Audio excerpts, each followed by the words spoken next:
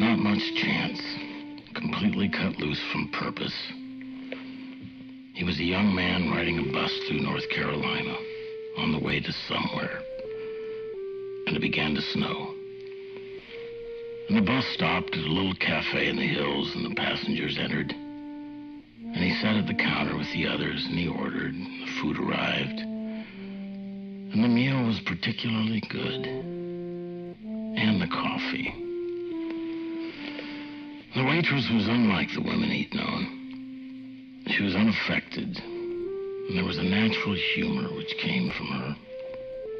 And the fry cook said crazy things, and the dishwasher in back laughed, a good, clean, pleasant laugh. And the young man watched the snow through the window. And he wanted to stay in that cafe forever. And the curious feeling swam through him that everything was beautiful there. And it would always stay beautiful there. And then the bus driver told the passengers that it was time to board. And the young man thought, I'll just stay here. I'll just stay here. But then he rose and he followed the others onto the bus. He found his seat and he looked at the cafe through the window. And then the bus moved off down the curve, downward, out of the hills. And the young man looked straight forward.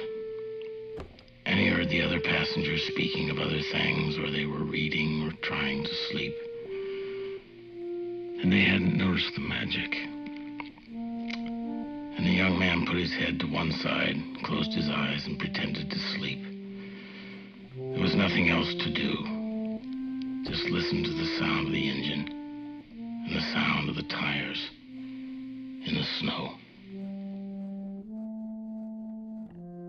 The newspapers, surprisingly, for me, it doesn't get us clean sweep. I'll just run through the stories for you now.